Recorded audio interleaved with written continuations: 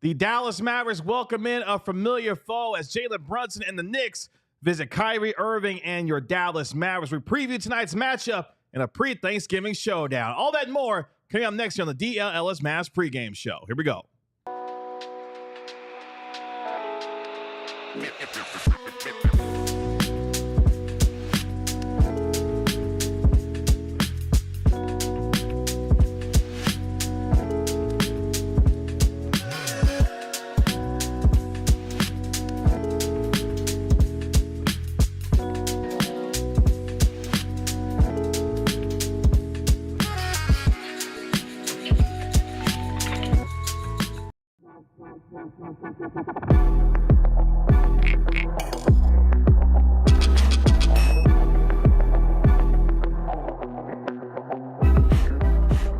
Hey, what's up, DLLS Mavs Nation? It's your man, Kevin Gray, alongside Mavericks analyst Bobby Karalla. We are DLLS Mavs, your favorite guys cover your favorite team every single game night at Kevin Gray Sports, at Bobby Karalla. And later on in our program, our Mavericks beat writer Tim Cato will join us live from the American Airlines Center. You can find him on X at Tim_Cato. It is a pre-Thanksgiving showdown at the American Airlines Center as your Dallas Mavericks return home after a 3-game road trip to welcome in a familiar foe in one Jalen Brunson and the New York Knicks. We get you ready for tonight's game over the next 30 minutes as the Mavericks look to make it 2 in a row after getting the win over the Miami Heat just a couple of days ago. Appreciate all of you joining us here on our pregame show on DLLS Sports. Make sure you like, comment, and subscribe while you are here. Bobby Karalla, it is good to see the Mavericks back at home after a 3-game road trip, a successful one at 2-1. They welcome in a red-hot New York Knicks team that has won 5 of their last 6 games. Yeah, I missed Tim and Mark already. It's just the two of us. Nothing against you and Tanner. It's just, you know, it's a little lonelier in the studio tonight because they're at the arena taking in all the action. But don't worry. They're joining us soon. That's right. Kevin, whenever I got here, I went upstairs and opened up the fridge to fill my water bottle with ice-cold, purified water, and I was horrified whenever I learned the water was not where it normally is. Oh, no. It was actually tucked in a fridge door, and the reason it got moved is because our fridge is stuffed full of all the leftovers from yesterday's Friendsgiving. So my initial fears subsided instantly, and now I'm really, really hungry. Well, guess what? For some basketball. For some basketball, and you can get some food after the show's over. Don't worry about it. The Mavericks come in, game number 19 on the season at 10-8, 63 at the American Airlines Center. The Knicks 10-7, 5-5 away from Madison Square Garden. Knicks 4.5-point favorite tonight. The game can be seen on ESPN. Over under tonight is 233.5 for those who are wondering. A lot of points. They're thinking about a lot of scoring tonight for a team in the New York Knicks that has done a lot of that lately. The Mavericks, of course, 9th in the West so far after 18 games. Have won 5 of their last 6 of their own after losing 4 straight games. Of course, the Mavericks bounced back with a win over the Miami Heat, or excuse me, bounced back from their loss to Miami on Monday with a win over the Atlanta Hawks to move to 10-8 on the season. After tonight's game, though, the Mavericks will be on the road for 4 of their next 5 games, including Bobby's favorite place on Saturday night when they visit the Utah Jazz. So you get ready for that. Shout out to everyone that's in the chat. See you, Ardell. See you, Anthony. See you also, Andrew, as well. Particular note when it comes to this matchup with the New York Knicks, who are 4th in the East. As we mentioned, they won 5 of their last 6 games. Their lone loss during that span, guess what, Bobby?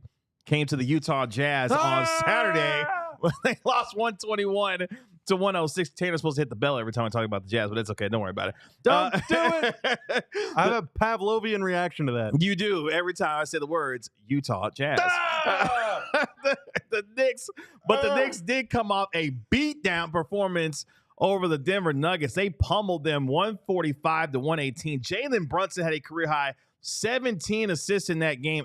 LG Anunoby dropped a career-high 40 points in the win for the Knicks the other night. The Knicks are also in the middle of a 5-game road trip themselves that sees them in 2-1. What's interesting about this matchup, gentlemen, Dallas has won 4 of the last 5 matchups against the Knicks and swept the season series each of the last 2 seasons.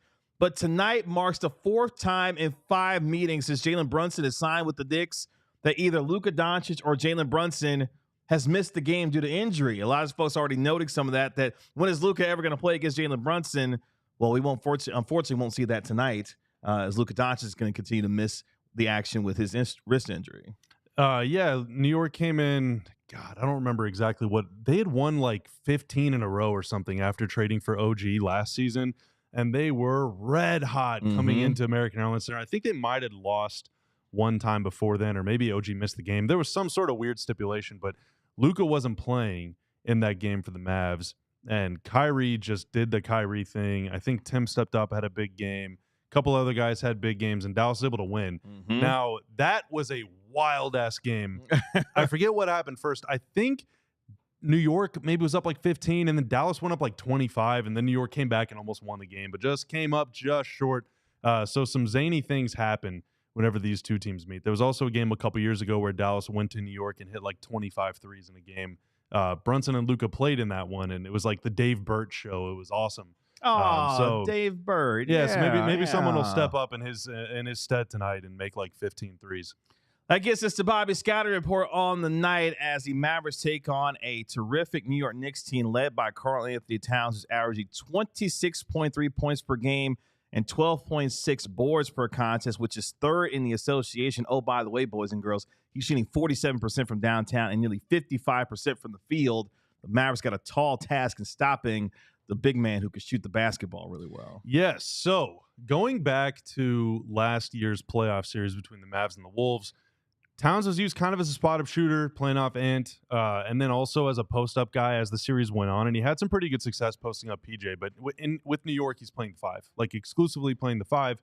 It doesn't help that Mitch Robinson is out for them. So, Towns is kind of the only big on the floor. Now, I'll tell you good before I tell you the bad.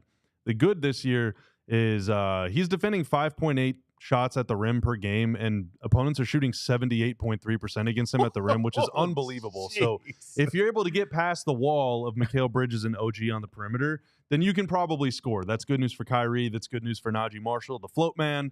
That's also good for Jay-Z and Gortman, the GOAT man. Oh, wow. Yeah. If he gets in the game tonight like he did the other night. Yeah. Now the bad. Towns is scary. You said it. 47% from 3, career high 62% effective field goal, which is just it's just out of this world. So when he sets a screen, doesn't matter for who, usually it's going to be for Brunson, but when he sets a screen, the Knicks score 1.091 points per chance. Of the 38 guys that have set at least 250 screens this year, that is the second best mark in the NBA. Only guy that's better is Jared Allen, who's setting screens for Garland and Donovan Mitchell for the Cavs, and they don't ever lose. Your temptation against Towns as he's picking and then popping is to sell out, get out there, get the ball out of his hands, or take away the 3, whatever, because he is shooting so well from 3. But this year, he's putting the ball on the floor. I mean, he's always had that driving game, but this year, more than 70, I'm trying to do some quick math in my head. Sorry, 63% of his shots have come from within 10 feet of the rim, which is the second highest mark since the second season. That's a lot of numbers, and I'm even confused. He averages almost 8 drives per game, and on those drives to the rim, he's shooting 62% from the floor, and he's drawing a foul 1 out of every 6 times.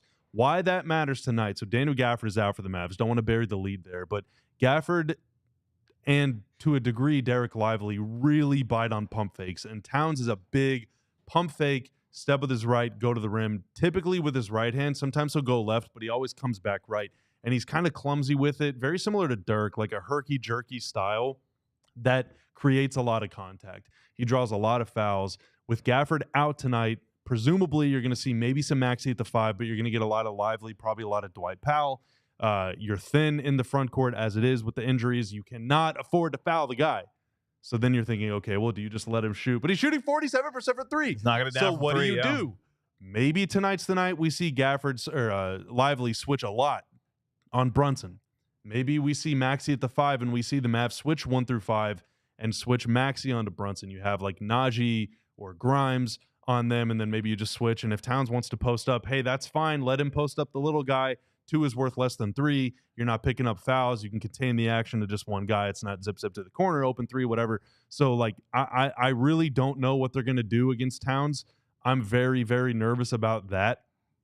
Every other aspect of this game I feel pretty good about. Okay. But stopping Towns, oh boy, I don't know, guys. I'm a little worried. Yeah, he's going to be a tall task to stop with his shooting and his ability to knock it down from deep for the New York Knicks. Jalen Brunson, of course, averaging over 24 points per game, nearly 25 points per game, averaging nearly 8 assists per contest, which is 8th in the NBA. That dynamic duo has helped the New York Knicks become one of the best offensive teams in the league. In fact, they are number 2 in offensive rating at 122.4.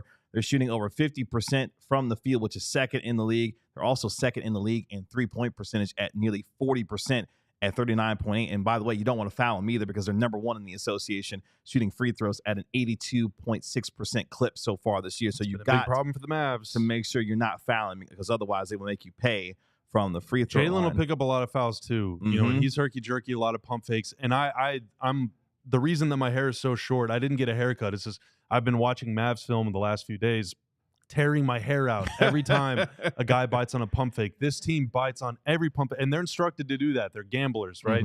They want you to take sidestep threes. They want to take away those open catch-and-shoot looks. They want to take away your first instinct to play and force you to make a counter move because you might panic and travel or make a turnover or whatever.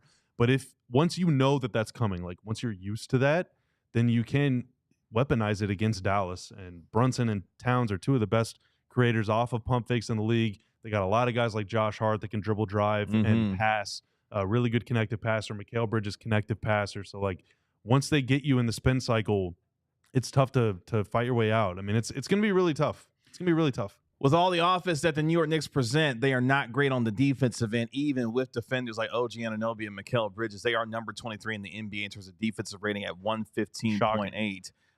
Given the fact that they've got some really talented defenders and versatile ones, including Josh Hart as well. That's because if you look on the Mavericks side, offensively, they are led by Kyrie Irving, who has been sensational so far this year, averaging 24.6 points per game, shooting over 51% from the field and nearly 48% from downtown, and doing it at an extremely efficient rate. He is going to have to be the main man on offense tonight for the Dallas Mavericks. Jason Kidd speaking to that pregame about what Kyrie Irving has meant to this team, not just offensively on the court, but also what he's meant to this team off the court as well. Take a listen. Yeah, I think what Kai is doing as a leader, both on and off the floor, has been very impactful. I think when you look at his numbers, he's carrying a heavy load right now, but what the beauty of what he's doing is, you know, he's picking his spots, when to go. He's playing chess on the floor, and just understanding his skill set is extremely high.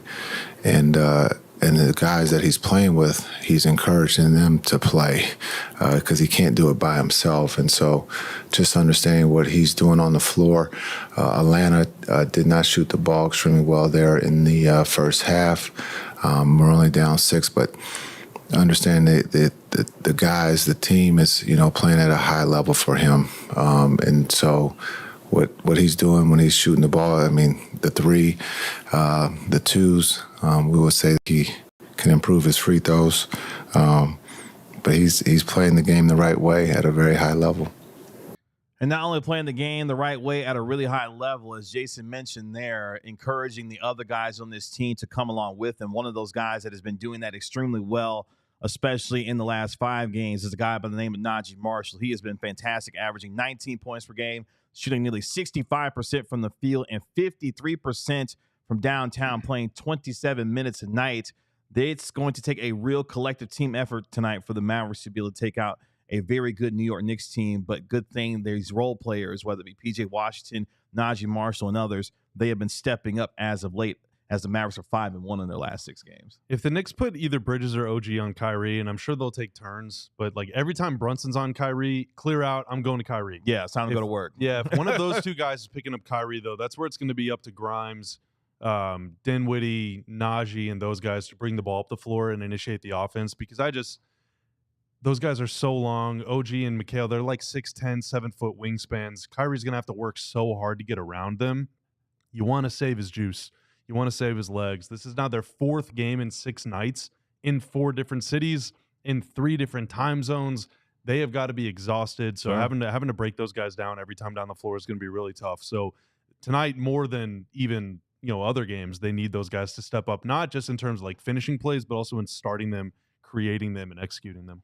Mavs are playing their first of 2 matchups against the Knicks this season. They won't see New York again until late March. The Mavs won the season series last year, 2 games, and none. The last time these two teams got together was in New York City back on February the 8th, where the Mavericks won that game 122-108. Luka that night had 39 points, 11 assists, and how about this? Had 4 steals on the night as well. Josh Incredibly Green. cool behind the back pass. Yeah, the Dwight Powell. Right. You might see some of that tonight. I remember Josh Green getting out on the break and throwing down one in transition. That was a lot of fun as well. That was a fun night in New York City for the Dallas Mavericks. More on who's in, who's out, and some X factors for tonight's game as we get you ready between the Mavericks and the Knicks at the AAC as the Mavericks return home from their 3-game road trip.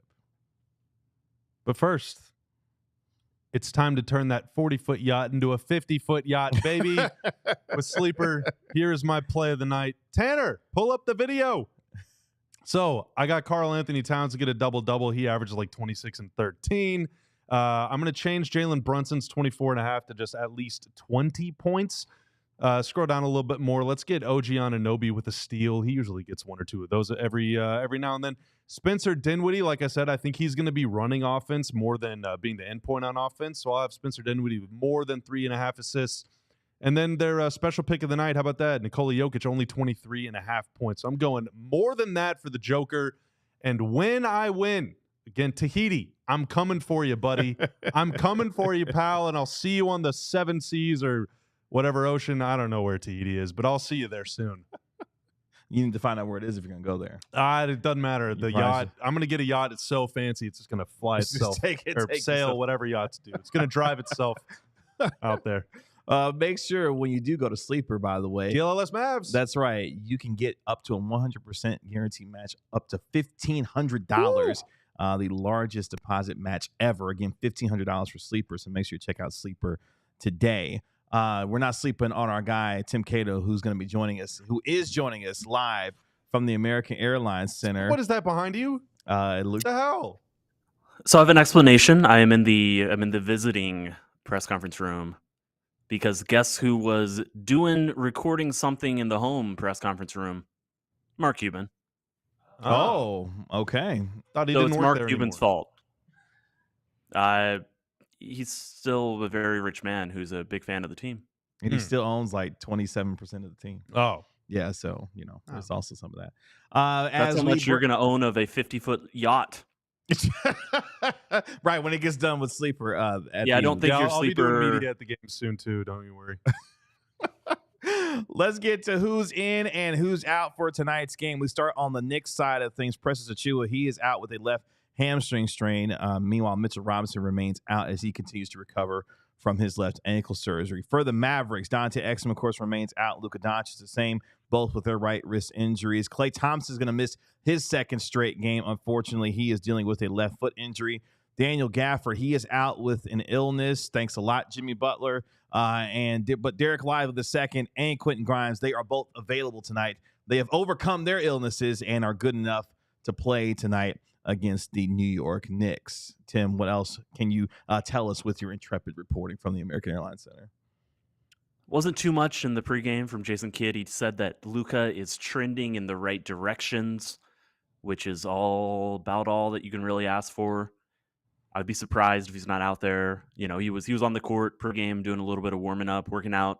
Again, obviously out tonight, but it does seem that he's coming back much sooner than later.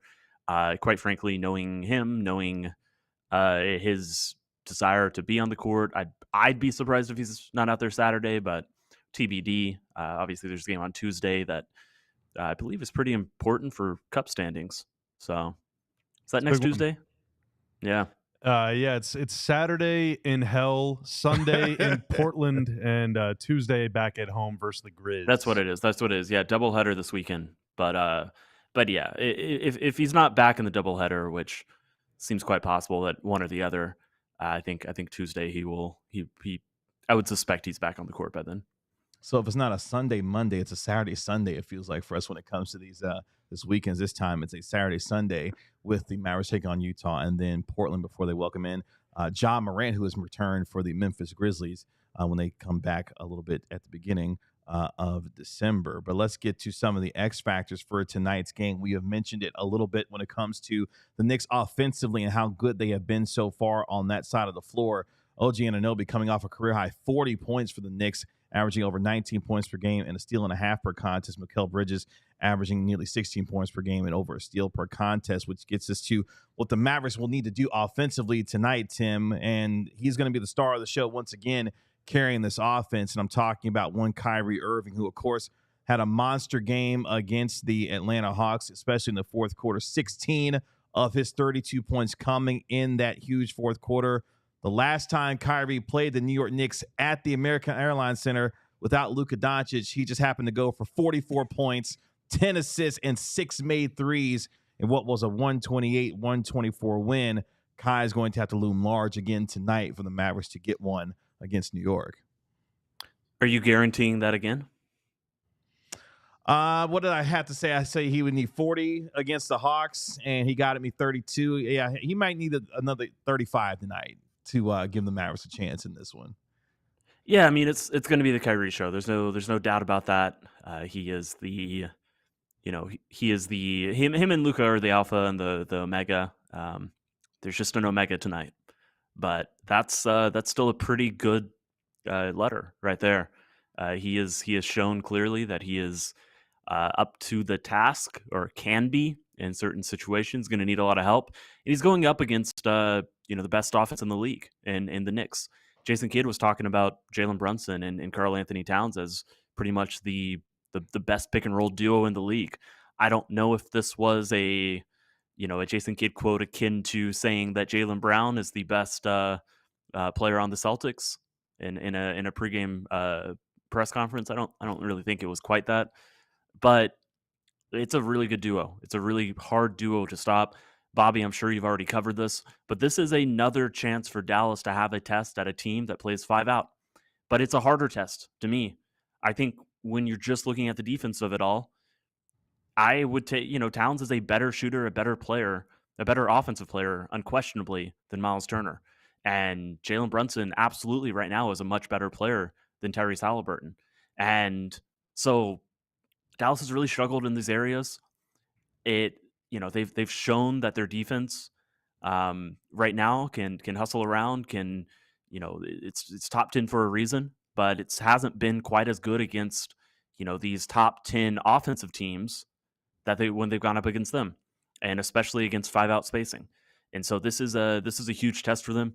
It's a test that quite possibly could be a little bit too soon for them, that they aren't quite clicking on enough levels to be quite ready for it. And again, this is third game in 4 nights. This is going to be tough. This is going to be really tough for them. Honestly, I think, and I know we keep saying this would be the best one of the season if Dallas can pull it off. Maybe we just start saying this on every pregame show. Maybe this becomes our bit. They all get harder. That's the thing. Yes. Every game is harder than the last one. The best one of the season is the last one you played in. That's I bet there's a coach out there that said that once. But no, I legitimately think this would be the best one of the season if Dallas can pull it off, because of the circumstances, because Luka isn't out there, because this is the exact time of offense that they've struggled against. And there's I think Dallas would prefer that Mitchell Robinson is out there, just like they had their most success against Minnesota, when Gobert was out there. And without having Luka out there, where if Luka was out there against this Knicks defense, I would trust that Kyrie Irving and Luka combined with a very good supporting cast that is starting to click a little bit more, I would trust that they can outgun them. That would be the most reasonable path to a win. I'm not sure how much that path is there. And once again, maybe the role players step up and surprise us. Maybe it's a Jaden Hardy night. There's not really a shot blocker out there. Once again, maybe he can just kind of get into the paint and get to the rim. Maybe Spencer Dinwiddie can do that to an extent, although I agree with your sleeper prediction that he should be more of a setup guy for the offense. But yeah, a lot of this is just going to be on the offense trying to keep up, because I don't think there's any way that this version of the Dallas defense is quite ready to completely slow down what has been the best offense in the NBA. I guess it's to another one of our X factors. You started to touch on it a little bit, and a question I have for the both of you guys, obviously, is can the Mavericks dominate in the paint and on the glass? You look at what the Mavericks have done over their last 6 games. They are number 1 in the league in rebounding at over 51 rebounds per contest, of course, going 5-1 during that stretch. The Mavs are also number 4 in the NBA this season in points in the paint at over 55 points in the paint so far this year. Obviously, no Daniel Gafford tonight, who's the league leader in field goal percentage. Derek Lively is available, but can the Mavericks take advantage and potentially dominate on the glass and also take advantage in the paint as well? I'll go first. Box out Josh Hart. That's really it, man. The Knicks are, they have some size on the wing. Obviously, those guys are physical and long, but they play 5 out, so they're not really sending guys to the glass. But Josh Hart is like 6'4". He chases every rebound, and he'll get 15 rebounds on you, and like 10 of them will be offensive. And that's just grab the ball, kick out for a 3, you're demoralized, and it sucks. Hart averaging nearly 9 rebounds per contest this year. Yeah, and I would imagine, because he's, no disrespect or whatever, like the least threatening offensive player, whenever he's on the floor, Kyrie's going to be on him. Kyrie, you better box him out, man. You have to find him. I trust anybody to win a battle against Towns or anyone else, but Josh Hart is the guy that could. Josh Hart will generate 15 second chance points by himself if you let him. Yeah. I mean, it's the Knicks are. I mean, they're top half of the league in offensive rebounds. It's definitely something that they've won some games with. This is not, a most fearsome in the league, and I do think PJ Washington has shored up a lot of the defensive board issues that Dallas was having. But it just feels different in 5 out. You don't have your center, go park next to the rim, and as much as Dallas is going to try to get Lively there anyway, and they're going to have some success. This is what the scheme is set up to do. They will have some success, but it won't be a all the time constant thing. You're going to have your own rebounders crashing in kind of from the 3-point line at times. And, all it takes is one of the guys to slip past you. So that's a pretty critical thing. And yeah, that's what I got on that one. Josh Hart has been fantastic for the Knicks so far this year, as we mentioned, averaging nearly 9 rebounds per contest, averaging over 14 points per game, and nearly 6 assists per contest. What PJ Washington is to the Dallas Mavericks, Josh Hart in a lot of ways is that to the New York Knicks, kind of a Swiss Army knife guy that can do a lot of different things on both ends of the floor and has to be accounted for if you're the Dallas Mavericks, which gets us to our Mavericks player spotlight on this evening. The aforementioned PJ Washington, my guy, PJ Washington, in his last 5 games, averaging 17 points per game, shooting nearly 47% from the field, nearly 39% from 3, and over 91% from the free throw line. And oh, by the way, collecting over 11 rebounds per contest as well. He will be having a tall task tonight. Obviously, what he does in terms of his rebounding on the offensive and defensive glass, but also defensively as well. A lot of guys to account for, whether it be Jalen Brunson, whether it be OG Anunoby, whether it be Mikal Bridges. PJ Washington's got a difficult assignment because there are a lot of guys that could do a lot of damage offensively for the New York Knicks tonight. Yeah, New York doesn't really play a lot of guys that don't necessarily shoot it well. I mean, Hart is like normally the guy that you would leave open. Even this year, he's 37% from 3. I mean, off the bench, it's like Deuce McBride. Cam Payne is shooting 44% from 3. Like, these guys are gunning.